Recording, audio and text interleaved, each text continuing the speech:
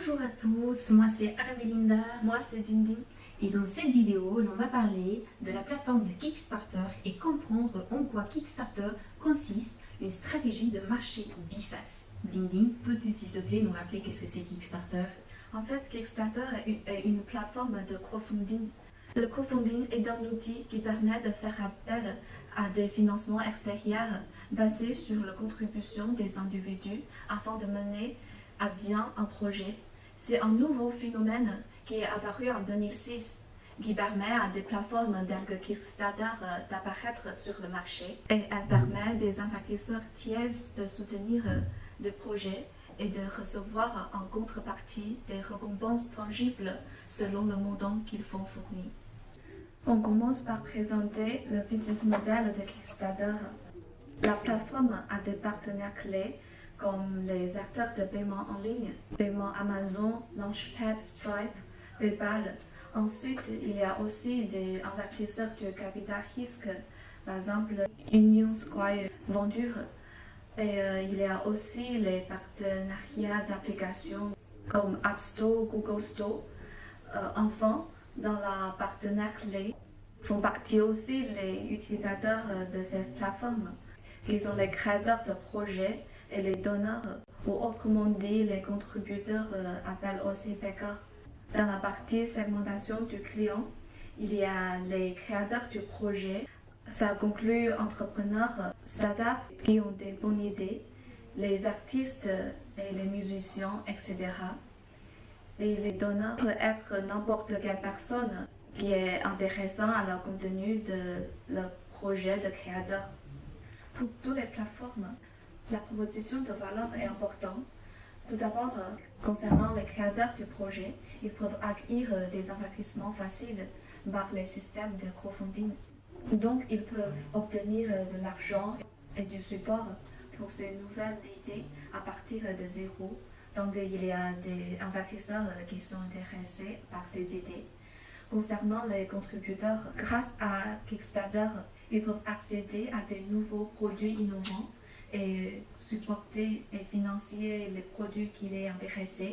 Il y aura ainsi un sentiment de réussite commune. Pour la structure de coût de Kickstarter, c'est le développement et la maintenance du site web et d'applications, la gestion de bases de données et des opérations réalisées, développement des infrastructures nécessaires pour les paiements en ligne. Et il y a des coûts de ressources humaines aussi.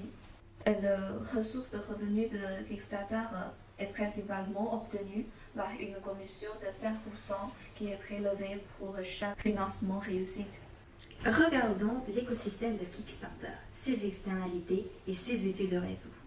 Pour commencer, Kickstarter a deux faces. Les contributeurs, on les appelle aussi les backers, qui financent les projets, et les créateurs ou les porteurs de projets.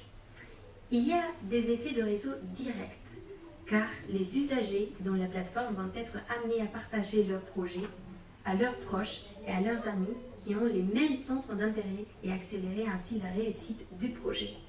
Il y a aussi des effets de réseau indirects. La satisfaction et l'utilité des créateurs va augmenter lorsque le nombre de backers augmente.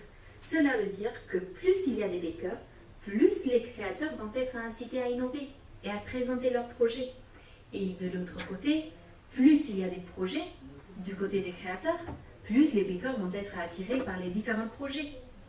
L'on a aussi des externalités positives entre les backers, car plus il y a des backers, plus la confiance envers la plateforme et les projets sera élevée. Cela implique aussi des chances plus élevées pour financer intégralement les projets des créateurs.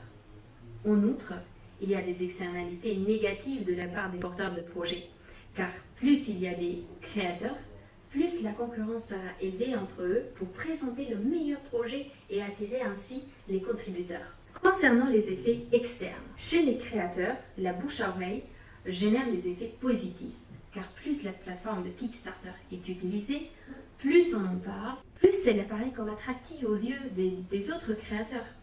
Il existe aussi un effet de buzz, car le succès inattendu de certaines idées peut entraîner cet effet de buzz. Il est aussi intéressant de regarder la tarification de Kickstarter, les instruments tarifaires et non tarifaires. l'on sait que la tarification joue un rôle déterminant dans le lancement et le succès de la plateforme. La tarification de Kickstarter est fondée sur les effets de réseau. Les coûts fixes de développement de la plateforme sont élevés et les coûts marginaux nuls. Aussi, les coûts de mise en relation sont nuls. L'inscription dans la plateforme est gratuite et cela facilite la tâche d'acquérir la masse critique et enclencher ainsi des effets de réseau importantes. Kickstarter fait payer la phase qui est la plus captive, c'est-à-dire les porteurs de projets.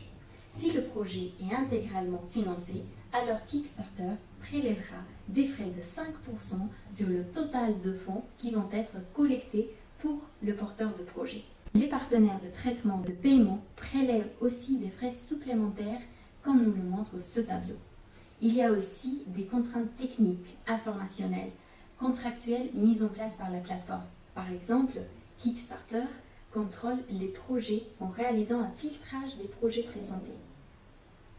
Voilà, c'est tout pour cette vidéo car nous sommes arrivés à la fin. Et oui, nous espérons que vous avez mieux compris l'écosystème de Kickstarter et on vous dit À bientôt.